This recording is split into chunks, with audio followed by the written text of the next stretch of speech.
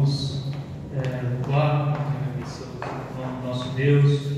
Hoje, domingo, dia do Senhor, e nós nos colocamos mais uma vez na presença do nosso Deus, para que assim Ele possa edificar a nossa vida. Vamos orar, irmãos, para que a gente possa dar início ao nosso culto. Senhor nosso Deus, nós te exaltamos, Deus, te agradecemos. Conhecemos, ó Pai, a soberania sobre nós, ó Deus, te conhecemos, ó Deus, que o Senhor é um Deus tremendo, ó Pai, o Senhor é um Deus maravilhoso. Conhecemos, ó Pai, que as tuas mãos estão estendidas, ó Pai, sobre cada um de nós.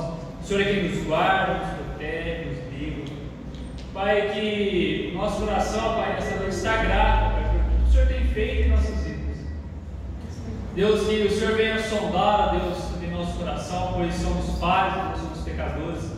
E nesse momento, ó Pai, nós clamamos, ó Pai, o perdão, ó Pai, o teu perdão sobre a tua igreja, Deus. Que o Senhor, ó Pai, possa vir sobre nós, ó Pai, que o Senhor possa nos lavar, ó Deus, com o sangue, aquele sangue que foi derramado, foi vertido na cruz do Calvário, Deus. Que ele é suficiente, ó Deus, para que nós possamos ser perdoados pelas nossas falhas, ó Deus. Nós clamamos, ó Pai, pelo teu perdão, ó Deus. E que assim, ó Pai, nós possamos te louvar, possamos te exaltar, Deus, em espírito e em verdade, Deus. Deus Santo, Deus querido, todos os atos deste culto, Deus, tudo corra para a honra e glória do teu santo nome, Deus. Que o mover do teu Santo Espírito, Deus, venha nos edificar, Deus. Obrigado por tudo, Deus, fique conosco, fale aos nossos corações, Deus. Usa-nos, ó Deus, como vaso, Deus, na mão do oleiro, Deus, que o Senhor possa fazer em nós, ó Pai, o teu querer, o Senhor possa fazer em nós a tua vontade, Deus. Deus Santo, Deus querido, mas fique conosco, Deus. Esta é a nossa oração, no nome santo de nosso Senhor Jesus Cristo. Amém. Bem, irmãos, vamos estar nos colocando de pé, vamos doar um hino ao nome do nosso Deus, hino 92.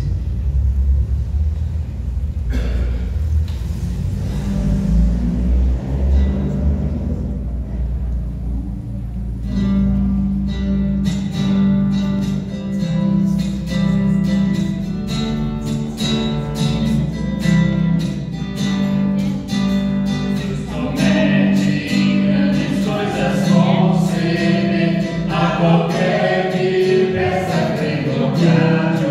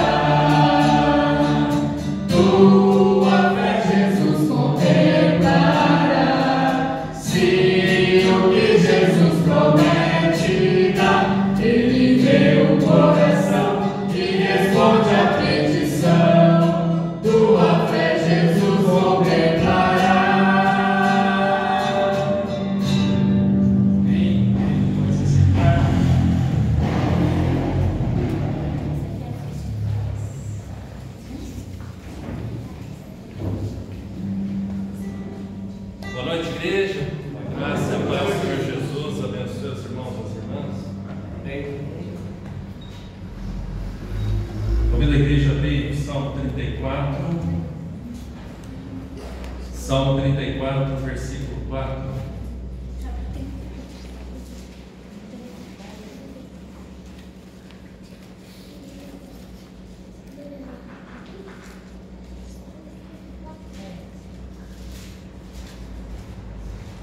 Amém? Busquei o Senhor e Ele me acolheu, livrou-me de todos os meus temores. Contemplai-o e sereis iluminados, e o vosso rosto jamais sofrerá vexame. Clamou este aflito, e o Senhor o ouviu, e o livrou de todas as suas tribulações. O anjo do Senhor acampa-se ao redor dos que o temem e os livra. Ó, provai e vede que o Senhor é bom. Bem-aventurado o homem que nele se refugia. Temei o Senhor, vós os seus santos, pois nada falta aos que o temem. Amém? Amém. Então, essa salmo ele fala sobre a atitude do nosso coração, resposta do nosso coração à ação de Deus, a busca de cada um de nós pela presença desse Deus que se faz presente. E quantas bênçãos, quantas coisas nós encontramos no Senhor.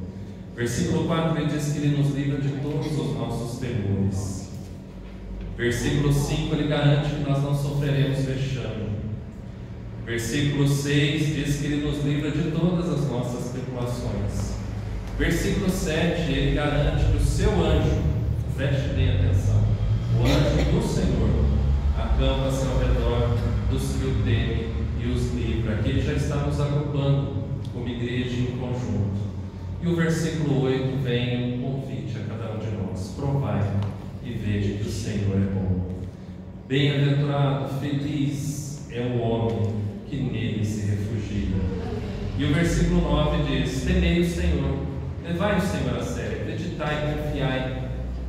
Temei ao Senhor vós os seus santos, pois nada falta aos que o temem. Amém? Que grande promessa de Deus ao nosso coração. Nós precisamos buscá-lo de todo o nosso coração.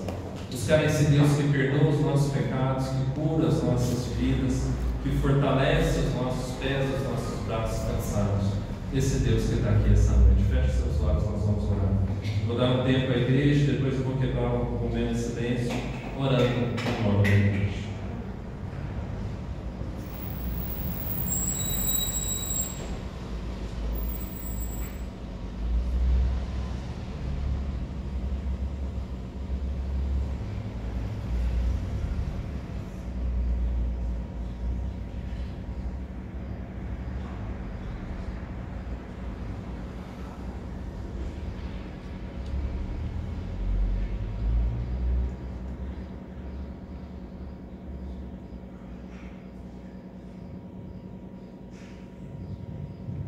Senhor, em nome de Jesus, eu agradeço, Deus, que privilégio estarmos na Tua casa, que alegria estarmos juntos como irmãos, podendo encontrar meus irmãos, minhas irmãs, sabendo, Deus, que o Senhor tem cuidado de nós. Eu rogo, Deus, em nome de Jesus, o perdão do Senhor sobre os meus pecados, sobre os pecados dos meus irmãos, sobre o pecado, ó Deus, da Tua igreja, do Teu povo. Eu peço, Senhor, que o Senhor nos perdoe, Pai, venha fortalecer a nossa fé como igreja, como irmãos em Cristo Jesus, como homens e mulheres, filhos do Senhor, que muitas vezes, ó Pai, nós estamos desanimados, abatidos, cansados, sobrecarregados, e o Senhor já nos fez o convite de ir até o Senhor, de entregar, de confiar, e há muita dificuldade da nossa parte em ter esse temor, essa confiança, sabendo, ó Deus, que o Senhor cuida de nós. Que nós possamos, ó Deus, atender ao que esse salmo diz no versículo 8, que nós possamos experimentar, provar, Senhor, e ver que o Senhor é bom. Que nós possamos, Senhor, ser felizes, porque nós nos refugiamos em Ti. Que o Senhor, ó Deus, trate o nosso coração, o nosso interior, trate a Tua igreja, Senhor. Nós não sabemos tudo o que está acontecendo com os nossos irmãos, mas nós sentimos falta deles, Senhor. Que o Senhor os visite onde estiverem, Deus, em nome de Jesus. Quando eles estiverem, eles possam saber que o Senhor os ama. Saber, ó Deus, quão alegre o Senhor, ó Deus, fica em tê-los aqui debaixo das Tuas asas. Que o Senhor, em nome de Jesus, ajunte-nos, ó Deus, na Tua presença, que não permita que a Tua igreja esteja tão espalhada como ela tem estado, Senhor. Que o Senhor, em nome de Jesus, ó Deus, nos coloque na Tua presença, nos traga unidade, comunhão, graça, perseverança em Ti. Que nós possamos ser o Teu povo, que nós possamos, Senhor, ter o Senhor como único Deus, que nós possamos, ó Deus, confiar inteiramente em Ti. Assim nós oramos, confessando os nossos pecados e rogando, ó Deus, a Tua graça e a Tua bênção em nome de Jesus. Amém. Amém. Sua Catério, vamos continuar exaltando esse nosso Deus.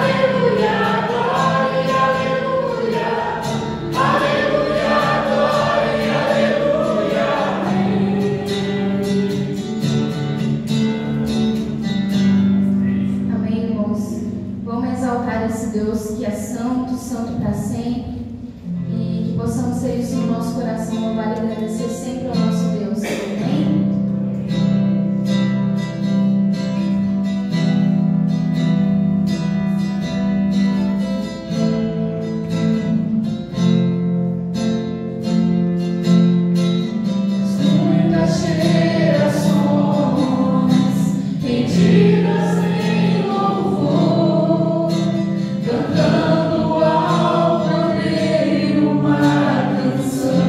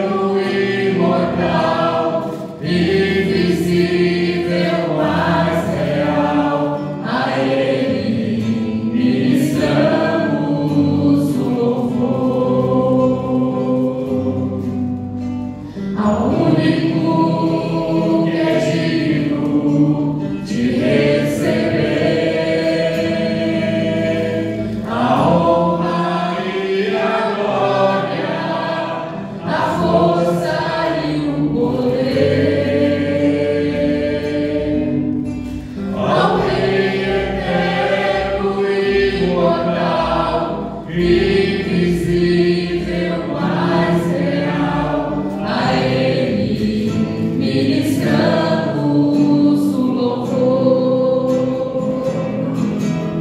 Coroamos a Ti, ó Rei Jesus, coroamos a Ti, ó Rei Jesus. Adoramos o Teu nome, nos rendemos aos Teus pés, consagramos todo nosso ser a Ti. Coroamos a Ti, ó Rei Jesus, coroamos a Ti, ó Rei Jesus. Adoramos o Teu nome, nos rendemos aos Teus pés, consagramos todo nosso ser a Ti.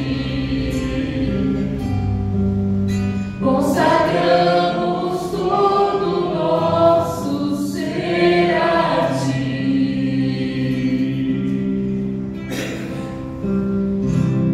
Ó Deus, nessa noite, Pai, que o Senhor receba o nosso louvor, a nossa adoração, Deus. Que possamos, Pai, verdadeiramente consagrar todo o nosso ser a Ti, Deus. Que a nossa mente, o nosso coração possa estar abertos, ó Deus, possa estar, Pai, maleados para o Senhor trabalhar na nossa vida, Pai. Que possamos deixar de lado tudo aquilo que nos impede de estar na Tua presença, Deus, tudo aquilo que nos impede de prestar para o nosso louvor, a nossa adoração, Deus. Porque o Senhor é santo, santo, santo, e não há outro além de Ti, ó Deus. Estamos aqui felizes, ó Pai, porque servimos um Deus, Pai, um Deus verdadeiro, um Deus que está sempre presente, que está sempre cuidando de nós, ó Pai.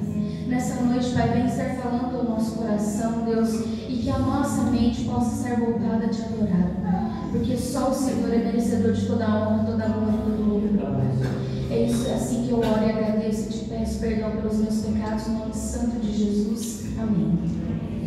Amém. Igreja pode se sentar. Vamos passar isso.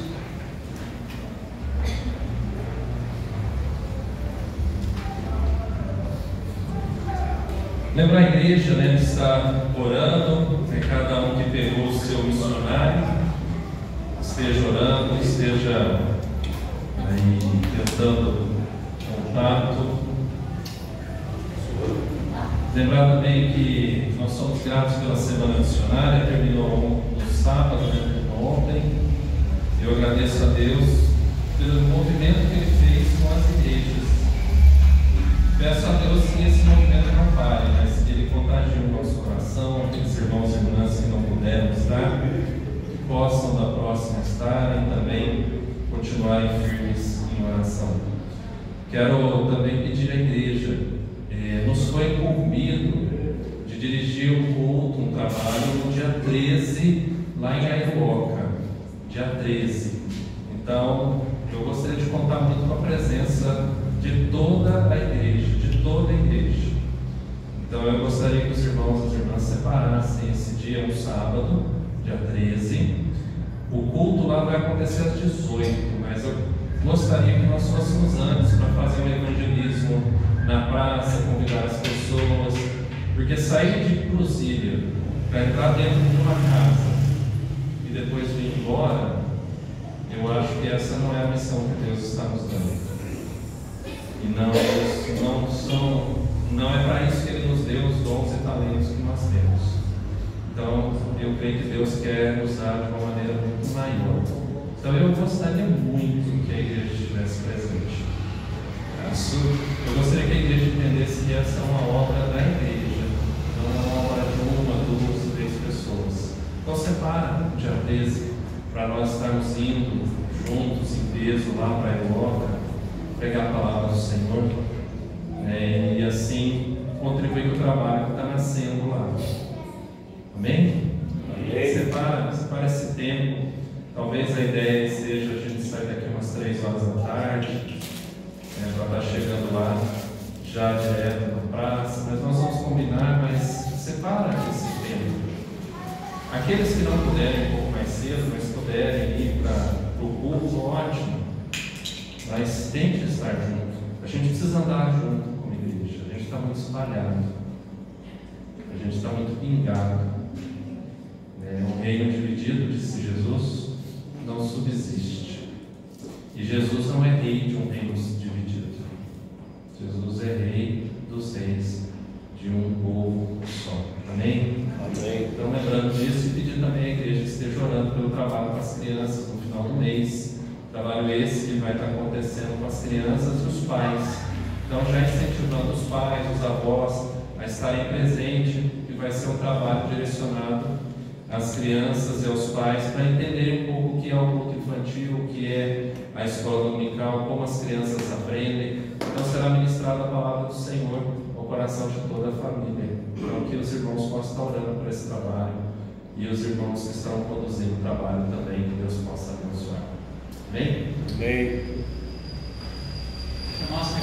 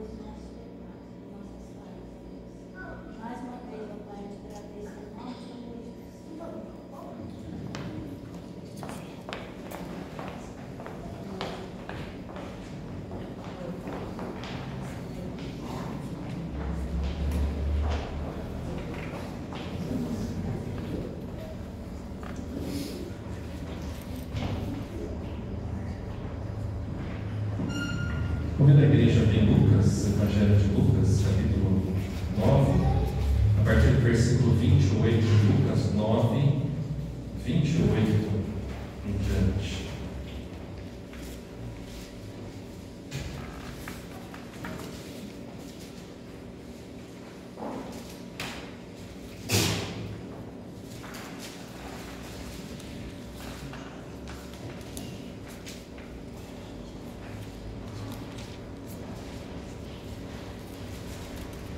Lucas 9, do 28 ao 43.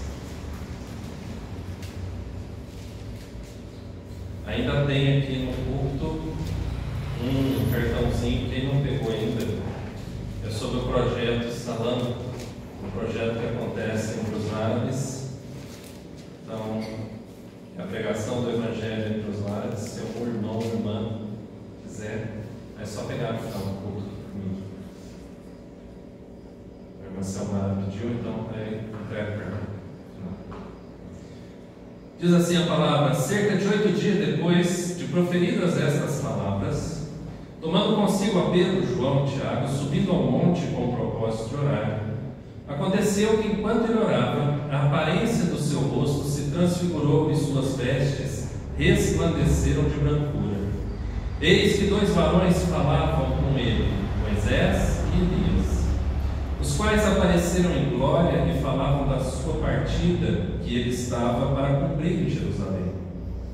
Pedro e seus companheiros achavam-se premidos de sono, mas, conservando-se acordados, viram a sua glória e os 2 varões que com ele estavam. Ao se retirarem de Jesus, disse-lhes Pedro: Mestre, bom é estarmos aqui. Então façamos 3 tendas. Uma será tua, outra de Moisés e outra de Elias. Não sabendo, porém, o que dizia. Enquanto assim falava, veio uma nuvem, os envolveu e encheram-se de medo ao entrarem na nuvem. E dela veio uma voz dizendo: Este é o meu filho, o meu eleito, a ele ouvi. Depois daquela voz achou-se Jesus sozinho. Eles calaram-se e naqueles dias a ninguém contaram coisa alguma do que tinham visto. No dia seguinte, ao descerem eles no monte, veio ao encontro de Jesus grande multidão. Eis que dentre a multidão surgiu um homem, dizendo em alta voz: Mestre, suplico-te que vejas meu filho, porque é o único. Um espírito se apodera dele, e de repente o menino grita e o espírito o atira por terra, convulsiona até espumar, e dificilmente o deixa depois de o ter quebrantado. Roguei aos teus discípulos que o expelissem, mas eles não puderam. Respondeu Jesus: ó geração incrédula e perversa, até quando estarei convosco e vos sofrerei? Traze o teu filho. Quando se ia aproximando, um demônio o tirou no chão, convulsionou. Mas Jesus repreendeu o espírito imundo, curou o menino e entregou ao seu pai. E todos ficaram maravilhados ante a majestade de Deus. Amém? Vamos orar mais uma vez. Lembrando também de orar pela família da nossa irmã Maria, lembrando de orar também pela nossa irmã Yolanda Moreira.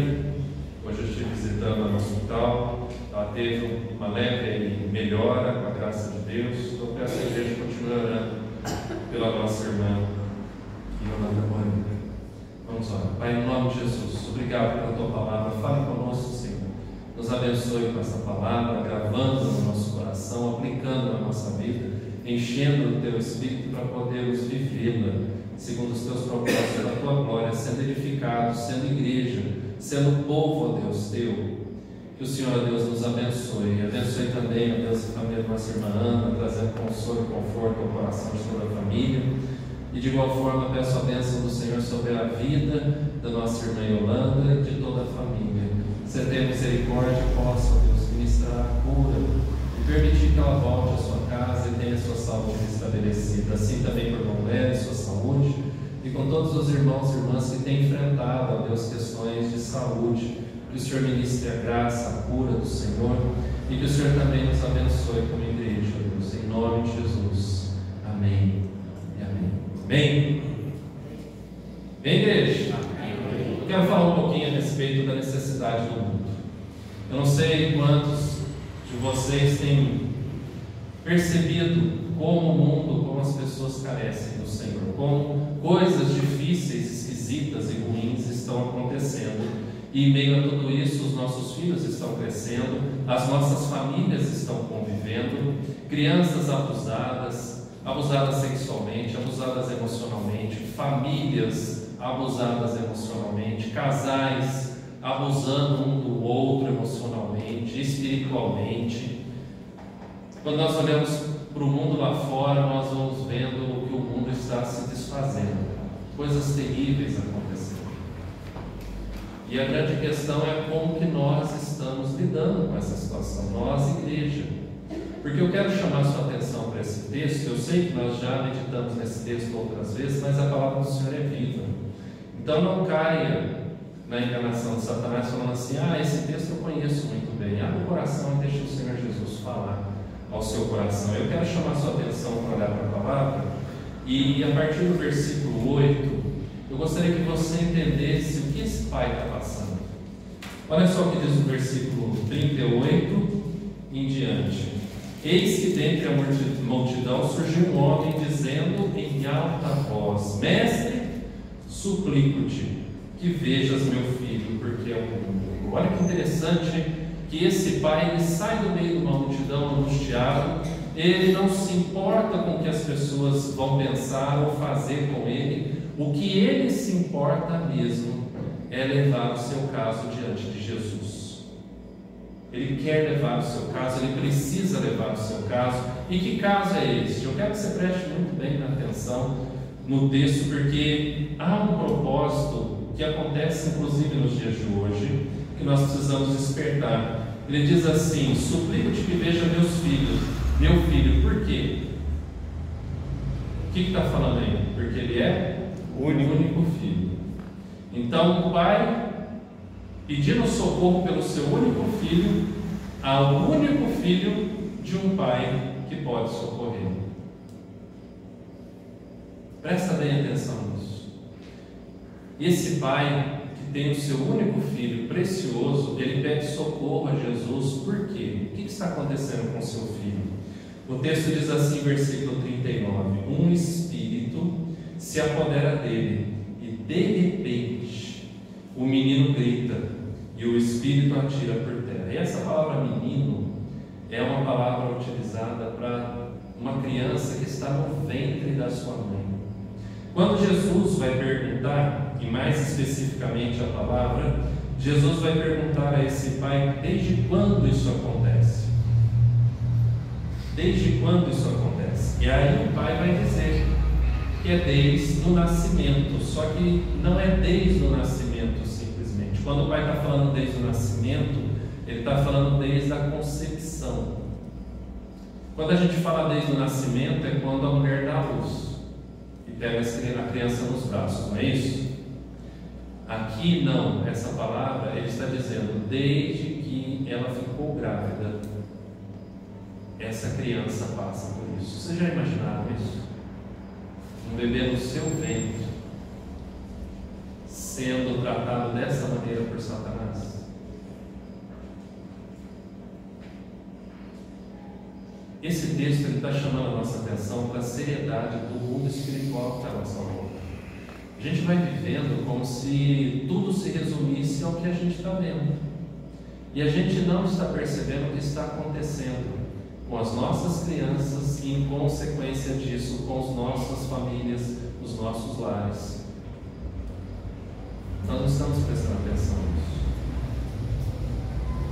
Se vocês olharem para hoje, aqui em frente à igreja, quantas crianças nossas estiveram aqui?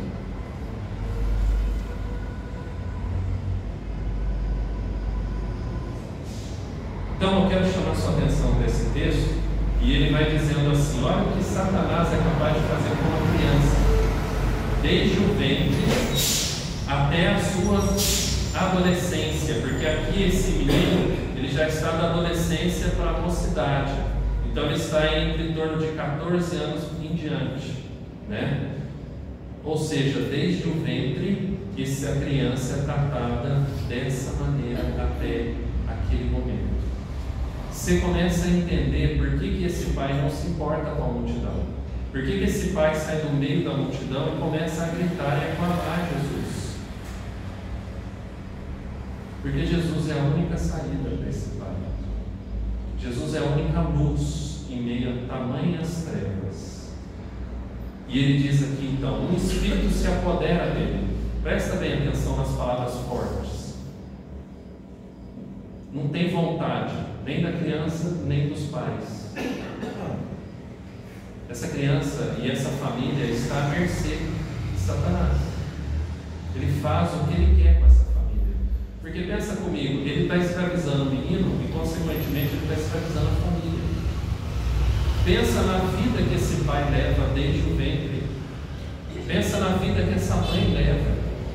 Olha o tamanho da seriedade e do estrago que o Satanás pode fazer dentro de uma família cujo Senhor não é Deus, não é Jesus Cristo quem governa. Olha o que ele diz no versículo 39 ainda: um espírito se apodera dele de repente, ou seja, sem pré-anúncio, sem dar tempo de se preparar. Diz aqui o texto: de repente o menino grita e o espírito atira por terra, convulsionando até espumar. Imagina você vendo o seu filho passando por isso.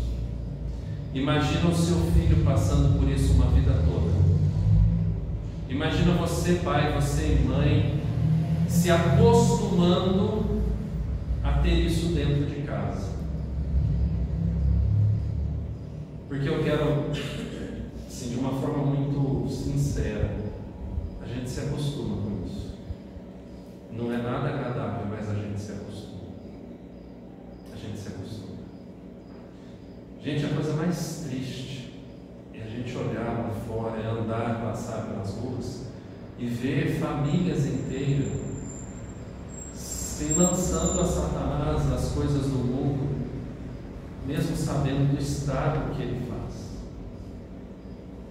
enquanto as igrejas estão vazias.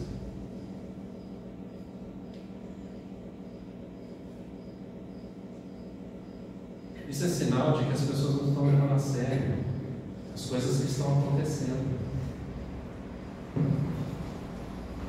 E aí o texto diz que ele o atira por terra, convulsiona até espumar e dificilmente o deixa. Depois de quê? Então quer dizer, além de quebrá-lo, de quebrantar, de moê-lo, de espremê-lo emocionalmente, espiritualmente, fisicamente, o demônio está lá. O demônio está lá. E fica lá. E continua lá. E continua lá.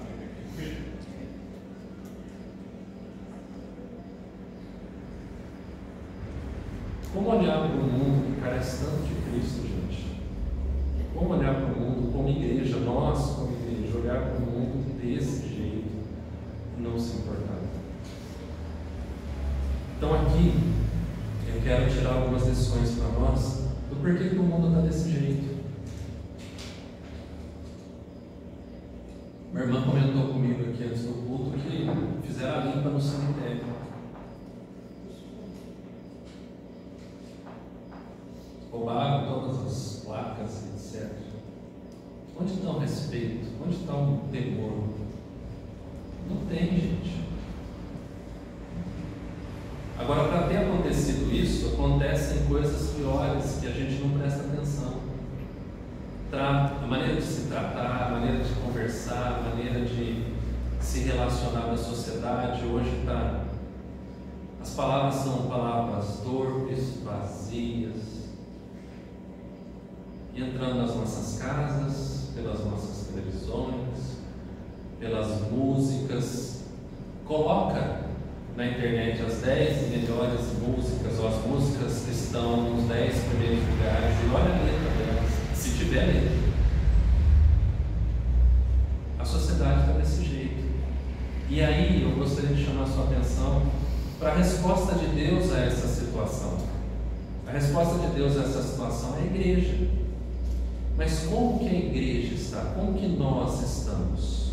E aqui eu quero, Jesus apresenta na sua palavra dois tipos de igreja, duas formas das quais a igreja está agindo. Eu quero trazer para você a primeira forma. Vamos lá. Versículo 28. Quero ser bem objetivo, mas eu gostaria que você prestasse bem atenção no que a palavra está dizendo. Cerca de 8 dias depois de proferidas essas palavras. Que palavras?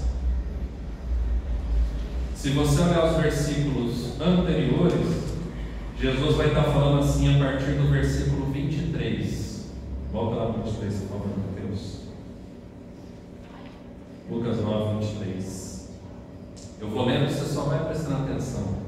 Dizia a todos: se alguém quer vir após mim, a si mesmo se negue, dia a dia tome a sua cruz e siga-me. Ou seja, o Evangelho é o Evangelho da cruz. O Evangelho é o Evangelho da cruz de Cristo, mas da nossa cruz, que nós devemos carregar. Pois quem quiser salvar a sua vida, perdê-la-á. Quem perder a vida por minha causa, esse a salvará. Ou seja, o Evangelho da cruz e da renúncia.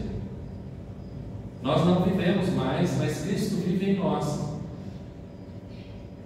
Versículo 25. Que aproveita o homem ganhar o mundo inteiro se vier a perder-se ou a causar dano a si mesmo. Ou seja, o Evangelho é o Evangelho da cruz, é o Evangelho da renúncia e é o Evangelho que sabe valorizar o que tem valor, que é Jesus Cristo. Porque qualquer que de mim e das minhas palavras se envergonhar, dele se envergonhará o Filho do Homem, quando vier na sua glória e na do Pai e dos santos anjos. Ou seja, esse Evangelho é o Evangelho verdadeiro, é o Evangelho que está anunciando algo que está à porta para acontecer. E o versículo 27 diz: verdadeiramente vos digo. Jesus está dizendo assim, ó, preste muita atenção, porque isso aqui é um fato que será consumado. Alguns há dos que aqui se encontram que de maneira nenhuma passaram pela morte até que vejam o reino de Deus. Ou seja, ele não está falando que aquelas pessoas daquele momento, daquela época, não morreriam. Ele está dizendo que essas pessoas, elas teriam vida e vida em abundância em Cristo Jesus. Elas morreriam salvas em Cristo Jesus. Elas teriam a eternidade em Cristo Jesus. O que significa que outras não teriam. Ou seja, esse Evangelho é o Evangelho que vai separar o joio do trigo. Então, essas palavras, e o versículo 28 vai dizer, cerca de 8 dias depois de proferidas essas palavras, tomando consigo Pedro, João e Tiago, Jesus sobe ao monte a fim de orar. Jesus sobe ao monte a fim de orar. E Pedro, Tiago e João subiu ao monte a fim de quê? Essa é a pergunta. Porque lembra? Versículo 23, se alguém quer vir após mim, tem que seguir Jesus da maneira de Jesus. E aqui a maneira de Jesus no versículo 28 é subir o monte para orar. Não é subir o monte para ver coisas estranhas, extraordinárias e ficar boquiaberto, mas é subir o monte para ter um relacionamento íntimo com o Pai. Mas o que os discípulos então que estão no monte estão fazendo lá? Versículo 29. E aconteceu que enquanto ele orava, o que os outros faziam? Ele orava, a aparência do seu rosto se transfigurou e as vestes resplandeceram de blancura. Esse é o resultado de quem tem um relacionamento íntimo com Deus. O que isso significa? Que eu vou subir no monte e vou descer parecendo uma lâmpada acesa? Não, não é isso. Ah, mas aconteceu com Moisés. Aconteceu com Moisés porque tinha um propósito. O povo precisava ver a glória de Deus manifesta na vida de Moisés. O povo queria linchar Moisés várias vezes. O povo reclamou de Moisés. Então Deus estava mostrando: Moisés está comigo, é o meu enviado. Agora Deus não vai nos acender como lâmpada. Não é isso. O que acontece então? Olha o que o texto está dizendo. A nossa aparência vai ser transformada. As nossas vestes vão estar brancas, porque os nossos pecados perdoados, lavados pelo sangue do Cordeiro. Amém, igreja? Amém. Então, não são sinais, é a graça de Deus. A glória de Deus manifesta diante de nós, em nós, é muito maior que sair parecendo uma lâmpada lá fora. Nós não precisamos, porque se nós sairmos parecendo uma lâmpada lá fora, o povo vai nos pegar e nos colocar no pedestal. É isso que Deus quer? Então não tem por que nós sairmos da presença de Deus parecendo uma lâmpada. Agora, também não tem como sair da presença de Deus e não sair diferente de como entrou. Então o texto vai dizer que Jesus tem o seu rosto transfigurado, vestes resplandecendo de brancura, e 2 varões falando com ele, dizendo que são Moisés, versículo 30, e Elias, a lei e os profetas. Por que a lei e os profetas aparecem aqui? Porque está anunciando que houve uma profecia que se cumpre nesse Jesus que está presente. Os nossos irmãos estão lá para serem testemunhas de que a palavra do Senhor se cumpriu e o Rei dos Reis está ali. Por isso que nós estamos aqui essa noite, nós estamos na presença dele. O mesmo Jesus que estava nesse monte está aqui essa noite. Nós estamos na presença dele. E aí, olha só, o texto continua e diz: Versículo 31. Os quais apareceram em glória e falavam do quê? Da partida de Jesus, ou seja, a partida de Jesus para onde? Para Jerusalém, ou seja, do sacrifício de Cristo por amor a nós. Eles estão anunciando o que sempre anunciaram. Está se cumprindo. Isso está muito claro para a igreja, que é Pedro, Tiago e João, que está ali na presença. Agora, o que a igreja está fazendo enquanto a palavra do Senhor está sendo anunciada, enquanto o véu foi aberto, as escamas caíram, os olhos foram descobertos e Deus está revelando de uma maneira extraordinária para eles qual é o propósito e a grandeza da sua obra na nossa vida? O que a igreja está fazendo, Pedro, Tiago e João, nesse momento? Olha o que o texto vai falar. Versículo 32. Pedro e seus companheiros achavam-se o que, gente? Premidos de sono. Ou seja, algo tão grandioso, extraordinário pode estar acontecendo diante dos nossos olhos e nós podemos estar tomados de sono. De sono. Por que de sono? Porque nós não nos preparamos para esse momento. Não nos preparamos para esse momento. Não nos preparamos para estar no monte com Jesus, na presença de Jesus, contemplando a glória manifesta do próprio Jesus. A gente está cochilando, literalmente cochilando. As coisas estão passando e nós estamos cochilando. Nós precisamos despertar o que Deus está fazendo nos nossos dias. Deus está fazendo grandes coisas no nosso meio e nós não podemos ficar para trás. Presta atenção, meus irmãos, nós vamos ficar para trás. Porque quem fica para trás não é a ovelha de Jesus. Porque as ovelhas de Jesus, Jesus já voltou para buscar. Nós somos um povo de Deus. Então, Lucas 9, versículo 32 nos diz: Pedro e seus companheiros achavam-se tremidos de sono, mas conservando-se acordados, viram a glória de Deus, viram a sua glória, a glória de Jesus, e os dois varões que com eles estavam. Ou seja, além, tem um momento do sono pesado, aquele sono que você não consegue, aí você começa a ver as coisas sem discernimento das coisas. E é o que o texto vai falar. O texto vai falar que Pedro faz uma declaração, e o texto diz que Pedro fez tal declaração sem qualquer entendimento. Essa é a segunda questão da igreja que está no monte, diante da manifestação da glória de Deus, mas uma igreja que está com sono e uma igreja que não tem discernimento do que está acontecendo.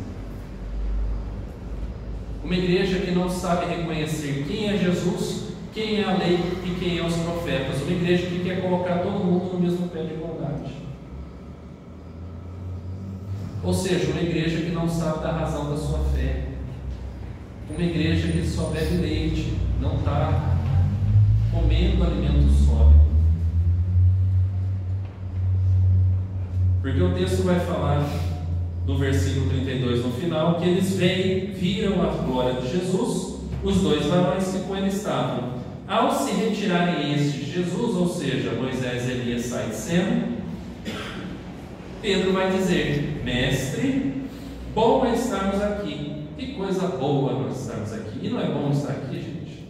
Bom é estar aqui, o culto é gostoso, é muito bom louvar o Senhor, adorar o Senhor, estar na presença. Não tem mal nenhum, não há erro, o problema não está nisso.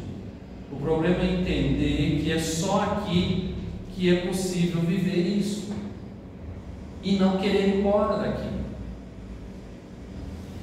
Ou pior, viver isso só aqui e não viver isso lá fora. Por isso que Pedro, olha, preste atenção no que Pedro está falando: Mestre, bom é estarmos aqui, então façamos 3 tendas, uma será tua, outra de Moisés e outra de Elias. O que nós estamos vendo aqui? Uma igreja que acha que pode governar o Senhor. É Pedro quem está ditando as regras. É Pedro que está falando assim: Senhor, o Senhor não vai embora daqui não. Nós vamos fazer tenda aqui, nós vamos ficar aqui, o Senhor vai ficar aqui, Elias vai ficar aqui, Moisés vai ficar aqui, ninguém vai descer do monte não, aqui é o lugar. É a igreja querendo ser senhora do Senhor na igreja. Uma igreja que está cochilando sem discernimento é uma igreja que entende que pode administrar Deus, administrar a glória de Deus, pode reter a glória de Deus a si mesma, não precisa anunciar, é só para mim. E aí o que acontece com a gente? Às vezes a gente fica aqui dentro da igreja, a gente ouve a palavra, a gente fala legal a palavra, mas a gente guarda a palavra para a gente, não reparte com ninguém. Eu fiz uma tenda e essa palavra vai ficar aqui dentro da minha tenda, ela vai ficar só para mim.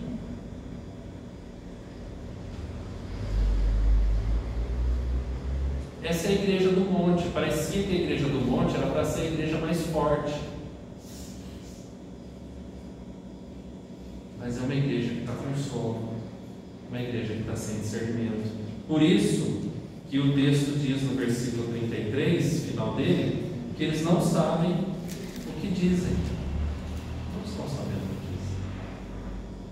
Agora tem outra questão: eu vou fazer tenda para o Senhor, eu vou fazer tenda para Moisés, eu vou fazer tenda para Elias e eu vou ficar fora da tenda.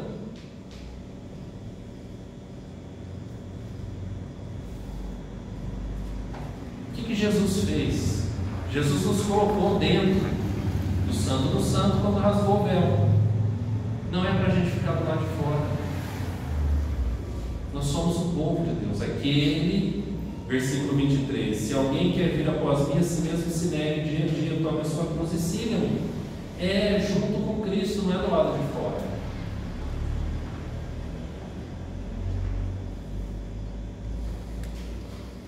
Então essa é uma característica da igreja da qual nós corremos o risco de se parecer. Uma igreja que tem experimentado da glória de Deus, mas ainda assim é uma igreja sonolenta, sem discernimento, egoísta porque só quer para si.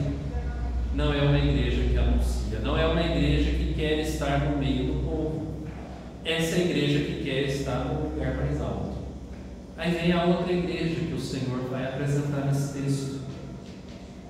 Acompanhe comigo, por favor, essa outra igreja. Versículo 37: no dia seguinte, ao descer eles do monte, veio ao encontro de Jesus grande multidão. E eis que dentre a multidão surgiu um homem, dizendo em alta voz: Mestre, suplico-te que vejas meu filho, porque é único. Um espírito se apodera dele, de repente o menino grita, o espírito o atira por terra, convulsiona-o até espumar e dificilmente o deixa depois de ter quebrantado. Roguei aos teus discípulos que o expelissem, mas eles não puderam.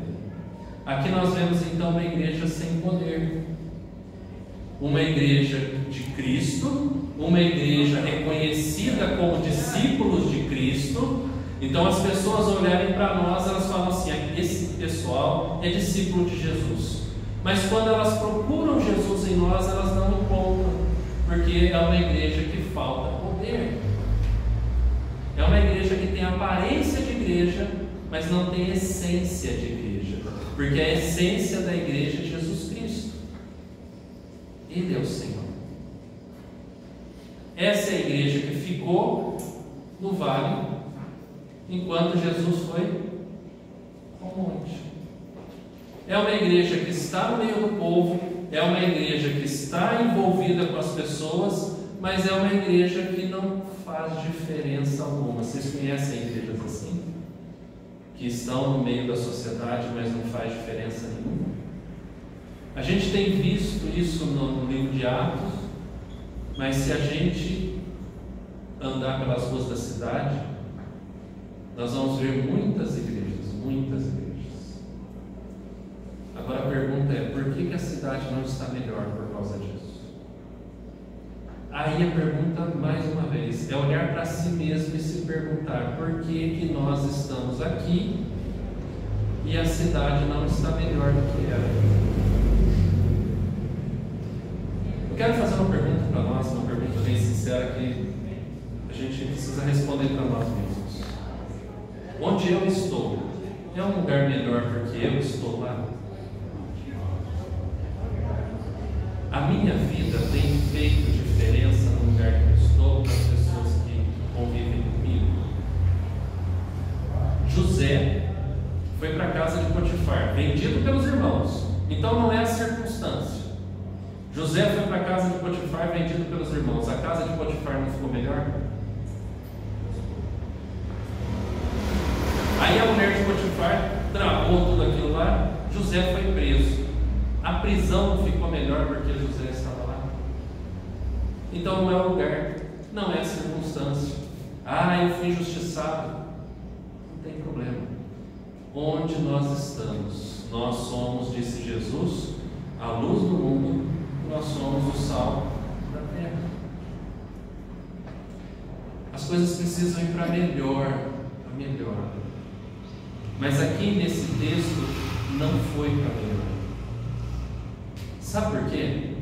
Porque enquanto a igreja do monte é uma igreja sonolenta, uma igreja sem discernimento, não sabe o que diz, não sabe o que fala, não consegue enxergar porque está morrendo de sono, e é uma igreja que quer ficar fechada em si mesma, essa igreja é uma igreja que perde tempo com discussões que não vão levar a lugar nenhum. Mateus, eu convido os irmãos a abrir a palavra. Mateus vai colocar aqui também para nós, Marcos, Evangelho de Marcos, capítulo 9, versículo 14. Esse texto ele é apresentado em Mateus, Marcos e Lucas. Nós estamos vendo em Lucas. Mas ao ler os três textos, nós temos uma visão mais completa da situação. Mas Marcos capítulo 9, versículo 14, vai nos dizer o que os discípulos estavam fazendo lá embaixo. Eles estavam orando, eles estavam jejuando, eles estavam pregando a palavra. Nenhuma dessas alternativas. O que eles estavam fazendo? Vamos ler o texto projetado, por favor? Vamos juntos? Quando eles se aproximaram dos discípulos, viram numerosa multidão ao redor. E os escribas discutiam com eles. Ou seja, a igreja estava perdendo tempo discutindo com os escribas. O diabo tem a estratégia de distrair a igreja. Distrair. Essa discussão entre os discípulos de Jesus e os escribas, os fariseus, era uma discussão que não levaria a lugar nenhum. Eles não queriam ouvir. E enquanto a igreja estava discutindo doutrinas, dogmas, tinha um pai extremamente aflito, precisando de socorro, precisando de Jesus.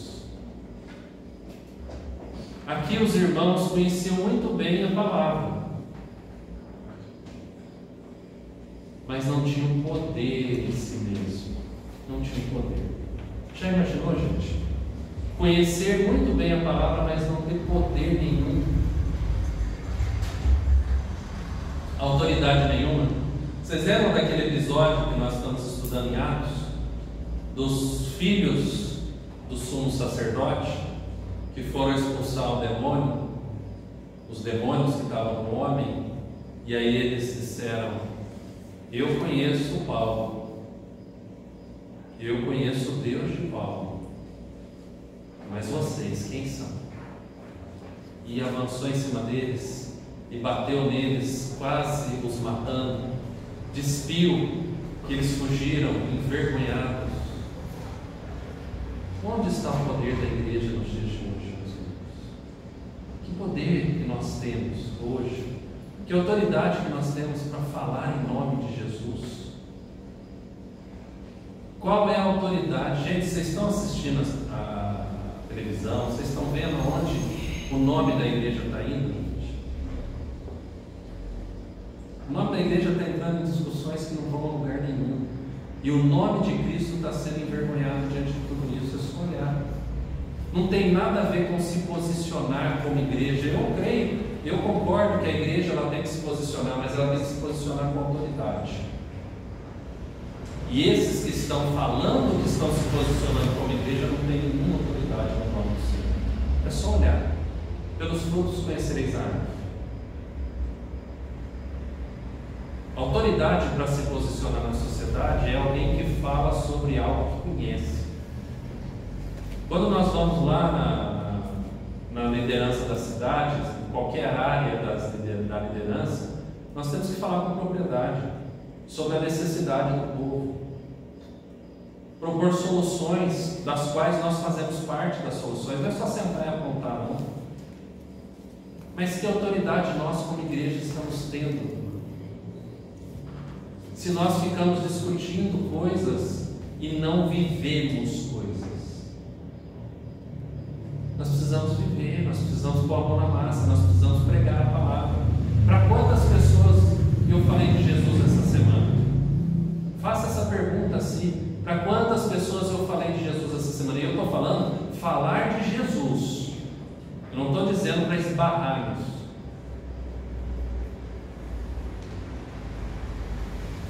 Para quantas pessoas eu tive coragem de dizer assim: olha, você precisa crer no Senhor Jesus. Ele quer salvar a sua vida, Ele quer perdoar os seus pecados, Ele quer salvar a sua família, Ele quer salvar seus filhos, Ele quer salvar seu casamento, Ele quer salvar o seu trabalho.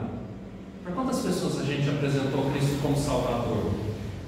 Porque se Ele é o meu Salvador, Ele tem que ser apresentado como Salvador. Se Ele é o meu refúgio, Ele tem que ser apresentado como refúgio. E Ele é tudo isso na minha vida, então eu preciso apresentá-lo de uma maneira completa. Como que a gente apresenta Jesus? Eu pergunto outra coisa: o quanto a gente crê que Jesus é Senhor dessa igreja? O quanto que nós cremos que Jesus é Senhor da igreja que eu vou todas as semanas? Porque eu preciso chamar a gente para vir para cá. Porque se eu não crer, eu não chamar ninguém para vir para cá, é porque eu não creio que Jesus está aqui. Ou pior, se eu não chamar ninguém aqui porque eu acho que não é o lugar dela, então não é o meu aqui também. Porque Jesus veio buscar e salvar o perdido da igreja, não é de pessoas. Não é para Pedro, Tiago e João no alto do monte falando: vamos fazer 3 tendas e ficar todo mundo aqui. Não. Olha o homem lá embaixo, o pai, clamando por socorro, porque seu filho desde o ventre era possesso por um demônio, que jogava no fogo e na água. Desde o ventre materno, antes de nascer. Mas desde o momento em que ele foi gerado, o diabo tomava conta dessa família, dessa criança. Mas Jesus pode libertar. Jesus pode libertar. Ele é o nosso Redentor. Então essa igreja ela não tem poder porque ela fica perdendo tempo, ela está distraída. Nós precisamos fazer discípulos. Nós precisamos chamar pessoas para andar conosco, porque nós andamos com Jesus. Não dá para a gente apontar o caminho, nós precisamos trilhar o caminho, gente. Agora, você quer ver um sinal mais difícil dentro da igreja em si? É quando a gente começa a ver que as nossas famílias não estão na igreja.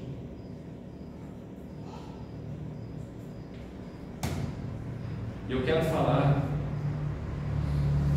a gente ensina os filhos e depois os filhos, quando crescem, vão tomar suas próprias decisões. A gente precisa ensiná-los para que as decisões sejam tomadas no caminho certo. Então, enquanto pequeno, a gente precisa inculcar a palavra do Senhor no coração e na mente deles. A gente precisa trazer para a igreja. A gente precisa ensinar a Bíblia.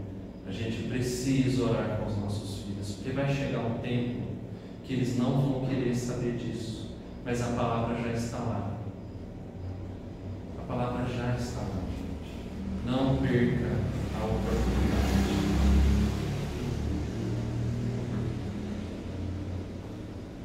um tempo em que a responsabilidade é nossa, e há um tempo em que a responsabilidade será de Deus. Esse tempo, a responsabilidade é nossa. Lançar isso no coração dos nossos filhos é nossa responsabilidade. E fazer com que essa semente que está no coração dos nossos filhos brote é responsabilidade de Deus.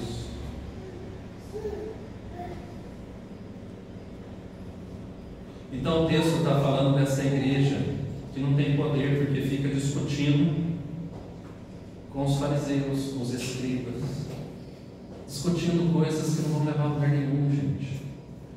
A lugar nenhum. Aí o versículo 40 de Lucas 9, por favor, meu Deus. Um testemunho vem contra a igreja. E Jesus dá um grito de agonia, gente. É um grito, pensa num grito de agonia vendo do nosso Senhor e Salvador a nosso respeito. Lucas 9,40 diz assim: roguei aos teus discípulos. É Lucas, está em Lucas.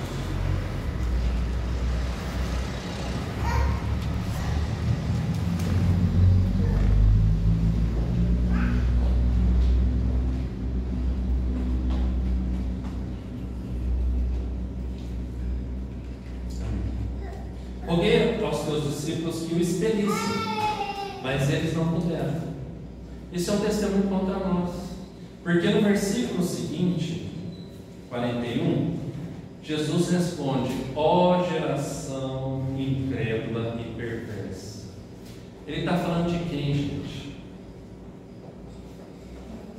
Dos discípulos. Ele está falando dos discípulos. O que ele está falando dos discípulos? O que ele está falando dessa igreja? Que é uma igreja que não crê. Que é uma igreja que vive segundo os seus próprios vontades, costumes, ideias. Uma igreja incrédula e perversa. Gente, completamente contrária à característica de uma igreja de Cristo. A igreja de Cristo é uma igreja que crê.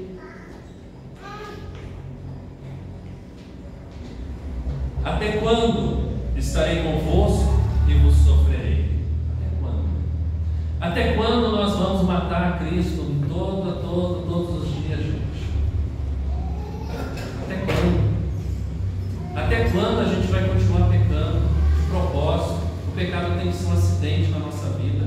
Até quando nós vamos escolher pecar? Até quando nós não vamos nos importar com os nossos pecados?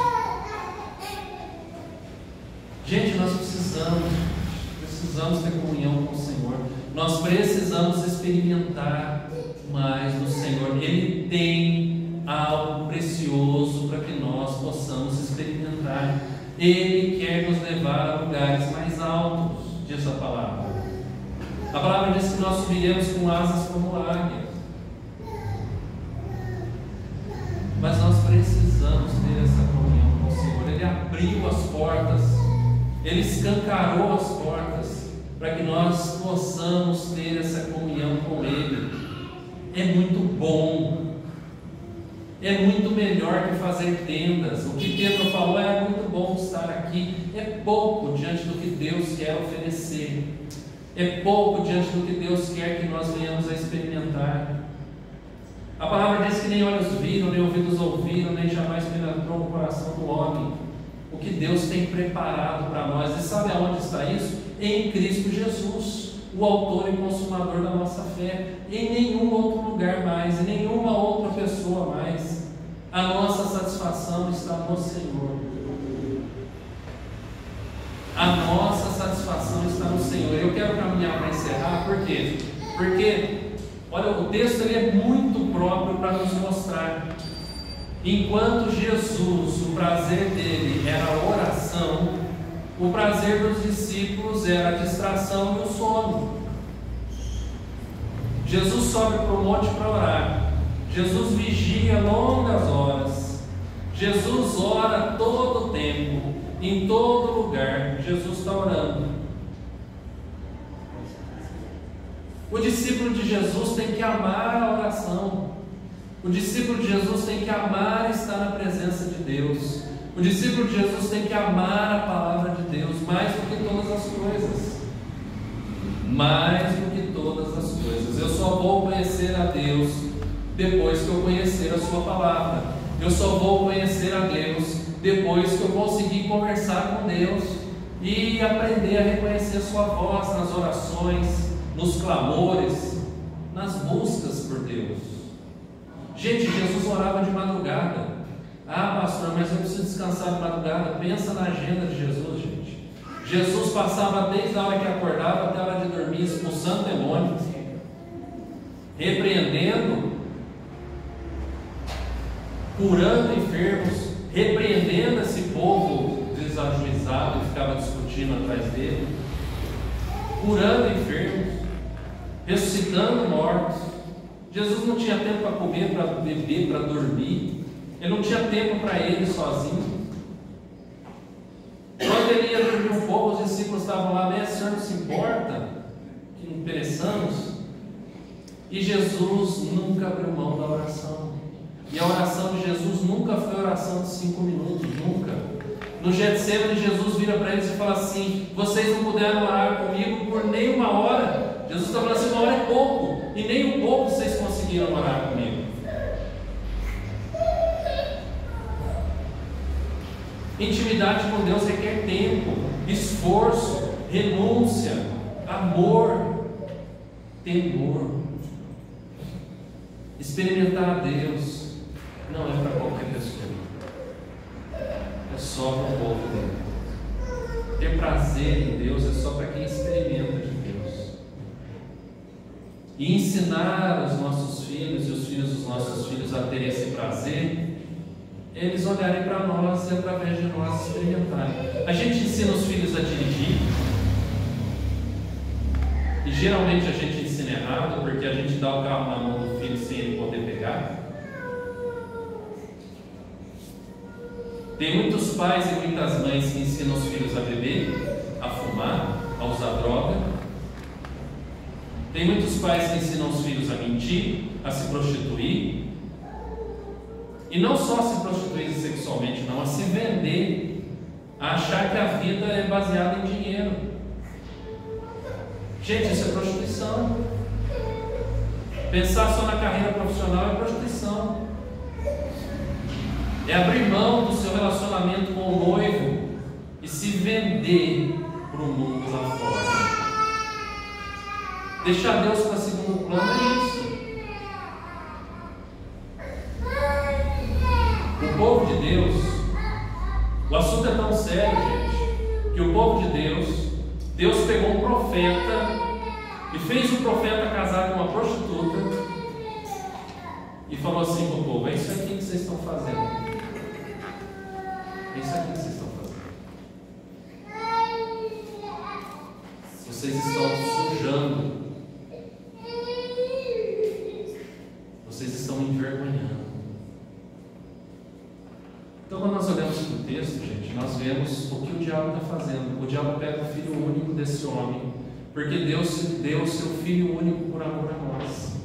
Ou seja, o filho único de Deus pode trazer libertação a todos nós. Então, qual é a solução para uma igreja que está sonolenta, uma igreja que não tem discernimento, uma igreja que está distraída, discutindo coisas que não vão levar a lugar nenhum, uma igreja que não tem poder? A oração. Ore como Jesus ora, viva como Jesus vive. Aquele que quer vir após mim, negue a si mesmo dia a dia, tome a sua cruz e siga. Aí Jesus, então, no versículo 41, ele pega e ele diz: traz o teu filho. Gente, quando a gente começa a se aproximar do Senhor Jesus, quando a gente começa a trazer a nossa família para perto do Senhor Jesus, guarda uma coisa no coração, gente. Eu já ouvi pessoas falando assim: ah, pastor, a gente começou na igreja, parece que as coisas pioraram. O menino ficou mal educado, parece que ele era tão bonzinho, a menina. Nosso casamento parece que deu uma desandada. No trabalho parece que as coisas apertaram. A resposta está aqui, gente. Quanto mais perto de Jesus, o mal se revela. Mas o mal se revela para ser expelido da nossa vida. Amém, igreja? Amém. Aí tem gente que sai da igreja e fala assim: não, o negócio piorou. Antes da igreja estava bom, com a igreja está ruim, então para onde eu vou? Não é essa a solução. Olha o que o texto diz. Quando ia se ia aproximando, o demônio atirou o menino no chão, convulsionou o menino. Olha, ele não teve medo de se revelar, não. Mas essa era a hora do ponto final na história dessa família, dessa história terrível desde o ventre.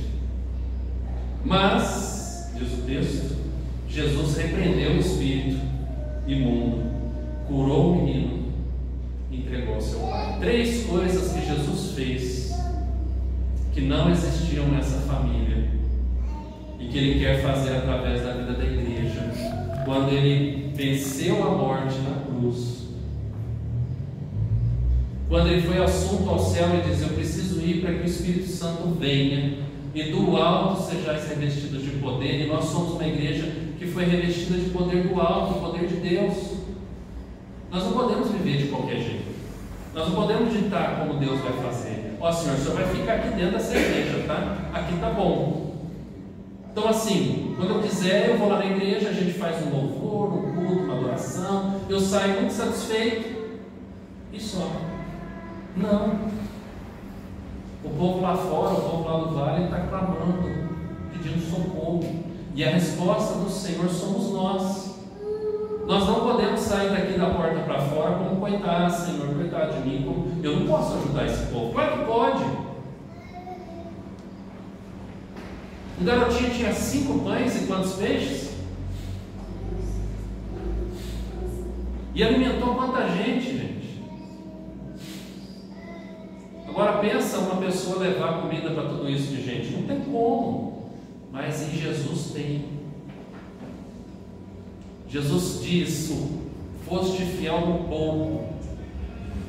Então sempre nós vamos ter nas nossas mãos pouco, gente. A gente nunca vai ter nas nossas mãos sobra para dar para os outros, porque o nosso Deus não é Deus de sobra. Nós sempre vamos ter que renunciar, sempre vamos ter que dar daquilo que nós temos, sempre. Os discípulos chegaram para Jesus e falaram o quê? Tem aí, Senhor, um menino que tem o quê? 5 pães, 2 peixes. O que é isso? Quantos pães e quantos peixes foram para a mão de Jesus? Ou seja, o menino ficou com quantos pães e quantos peixes com ele? Nada. Para que eram os pães e os peixes do menino? Matar a fome. O menino morreu de fome? Não. O menino tinha parte naqueles 12 cestos cheios, assim como todo mundo tinha parte naqueles 12 cestos cheios. Porque o nosso Deus, Ele é um Deus que supre as nossas necessidades. Ah, eu não vou poder. Pode ajudar, claro que pode. A gente está com esse estigma de discípulo que diz assim: mestre, manda essa turma embora. Que embora, dai vós mesmo de comer. Gente, esse povo endemoniado, esse povo faminto, esse povo carente, ele vai continuar batendo na nossa porta. Vai continuar batendo. Nós não vamos nos livrar desse povo. Mas é o que nós temos em mãos, que Deus quer usar para transformar essa realidade, dentro do nosso trabalho, dentro da nossa casa, dentro da nossa cidade, dentro da sociedade. E quando as coisas se levantarem, como aqui no texto está se levantando, Jesus vai repreender. Nós vamos em nome de Jesus, na autoridade do nome de Jesus. Ele diz: toda a autoridade me foi dada no céu e na terra, ide, portanto. Então nós estamos indo na autoridade de Jesus, que é sobre o céu e a terra. É por isso que nós oramos em nome de Jesus, é por isso que nós pregamos em nome de Jesus, e é por isso que nós temos autoridade no nome de Jesus. É por isso que nós vamos olhar para tudo que nós temos e vamos falar assim: Senhor, a partir de agora, tudo isso aqui é teu. Seja feita a tua vontade. Senhor, a minha casa é tua, eu sou teu, meu marido é teu, minha esposa é tua, os meus filhos são teus, os meus sonhos são teus, as minhas vontades são tuas, os meus planos são teus, tudo é do Senhor. Porque nós precisamos, gente, experimentar as demais coisas que são acrescentadas. Nós precisamos. Eu fico imaginando esse menino crescendo e contando ao longo da sua história. Sabe aquele dia que aquela multidão comeu pães e peixes? Eu estava lá. Eu estava lá. E eu vi Jesus fazer o que eu nunca tinha visto ninguém fazer. Eu vi Jesus pegar o pouco que eu tinha e alimentar uma multidão que eu não fazia ideia que seria capaz de acontecer através da minha vida. Você quer experimentar isso, gente?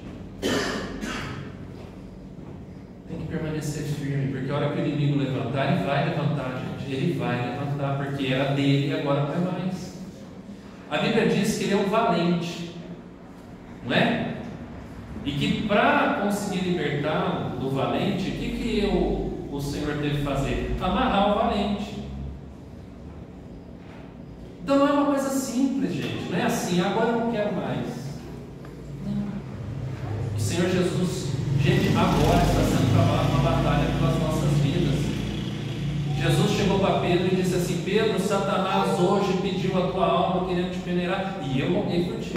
E ele está rogando por nós, ele está rogando pela nossa família, mas nós estamos rogando pela nossa família. Quanto tempo nós gastamos na presença do Senhor para falar da nossa família para Ele? Para falar dos nossos problemas para Ele, do nosso trabalho para Ele? Quanto tempo nós gastamos apresentando tudo no altar do Senhor? E quanto tempo a gente gasta murmurando lá fora? Porque, gente, pouco os outros vão poder fazer por nós, mas Jesus pode fazer tudo. Procure a pessoa certa. Porque esse homem, a hora que ele viu que a igreja não podia, ele foi em Jesus direto. Ele saiu do meio da multidão, gente. A gente vai olhar e a gente vai falar assim: ah, mas tinha tanta gente lá que eu nem cheguei perto. O homem não queria saber, ele saiu do meio. O fato é que tinha uma multidão e não foi impedimento dele apresentar a causa dele na presença do Senhor. O seu trabalho não pode ser impedimento, o seu compromisso não pode ser impedimento, a sua tristeza não pode ser impedimento, o seu desânimo, o seu sono, nada pode ser impedimento, gente, de apresentar a sua causa diante do Senhor. Não pode.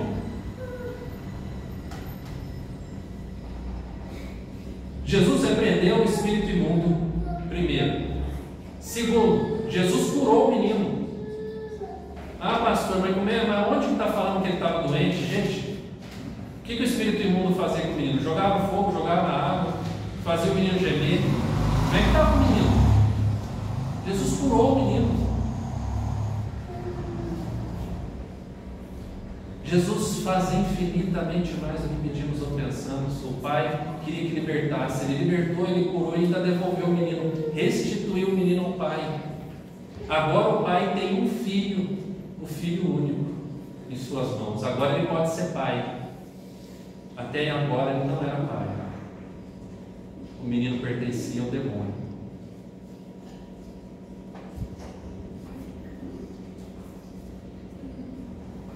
E aí eu volto. Às vezes a gente está entregando a nossa família nas mãos do Satanás. Porque se ela não está nas mãos de Deus, não tem outro lugar. Não tem outro lugar.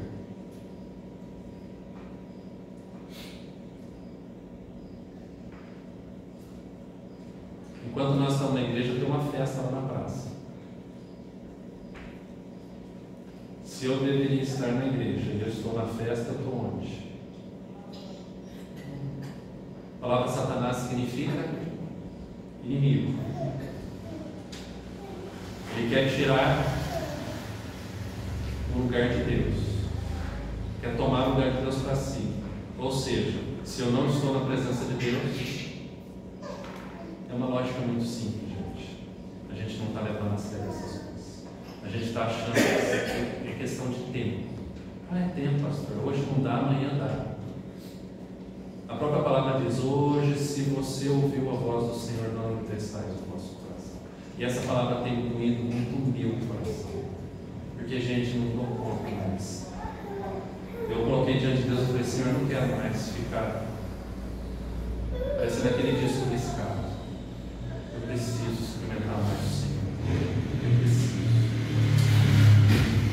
Eu sei que o Senhor tem mais. Então, que o Senhor possa me perdoar por atrapalhar a dar mais. E aí o texto vai dizer que quando Jesus restitui, o versículo 43, todos ficam maravilhados com o que? Aqui é proposital, a majestade de Deus. Por que majestade? Porque Ele é o Rei. Ele continua no governo sempre.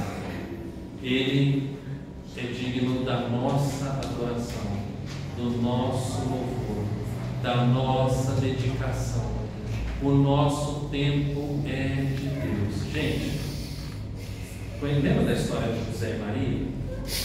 Quando foi promulgado lá o decreto, eles saíram da onde estavam, viajaram grávidos e já estavam assim avançados no estado da gravidez. Ela fez uma viagem no lombo de um animal, coisa que eu duvido que alguma mulher aqui faria hoje, porque havia uma ordem de um recenseamento e eles precisavam ir até a cidade deles para dizer, sabe aquilo que hoje existe, a prova de vida? Para ir lá da prova de vida. Ó, nós estamos aqui, tá? Sabe por quê? Porque a palavra daquele governante era lei. Se não fosse cumprida, era punida. Por que que o nosso governante é tratado de uma maneira diferente? Por que que não obedecer os nossos governantes é uma infração? E por que que não obedecer a Deus não é? Claro que é. Claro que é. Mas que Deus possa nos abençoar. Então, resumindo aqui, agradeço a Deus pela vida dos irmãos. Mas resumindo aqui é o seguinte: a igreja pode ser a igreja do monte, diante de grandes sinais de Deus, do mover de Deus, e não entender nada disso. Ser uma igreja diante de tudo isso, sonolenta, não, sem discernimento, não sabe o que está falando, e sem discernimento para crer, porque acha que a lei e os profetas é igual a Jesus, o próprio Deus. Nós podemos ser a igreja do vale, que está lá embaixo, uma igreja que perde tempo discutindo coisas com quem a gente não vai chegar a lugar nenhum, uma igreja desprovida de poder, uma igreja distraída com essas causas, essas coisas. Ou nós podemos ser a igreja a cara de Jesus, uma igreja que ora, uma igreja que ama a Deus, uma igreja que tem prazer na presença de Deus, e uma igreja que tem autoridade para expelir qualquer demônio, uma igreja que tem autoridade para devolver às pessoas a vontade do Senhor através da pregação da palavra. Nós podemos ser essa igreja parecida com Jesus. Nós estamos diante dele. Eu quero orar e depois nós vamos cantar um cântico para encerrar. Pai, no nome de Jesus, nos socorre, Senhor. Nos ajude, nos tome pela mão, Senhor. Nós queremos viver a tua vontade. Nós queremos viver o teu poder, Senhor. Nos ajude, nos levante, Senhor. Nos levante com autoridade no nome de Jesus. E que essa autoridade esteja dentro da nossa casa, Senhor. No ensino aos nossos filhos, no tratamento com o nosso cônjuge, na maneira como nós trabalhamos, na maneira como nós agimos, na maneira como nós vivemos, na maneira como nós somos igreja, nos relacionamos aqui dentro e lá fora. Que em nome do Senhor Jesus o Senhor nos socorra, para nos tornar cada dia mais parecidos com Cristo. Uma igreja viva, uma igreja que glorifica o teu nome. Em nome de Jesus. Amém. Então fica em pé, vamos cantar esse cântico, depois nós vamos receber a bênção do Senhor.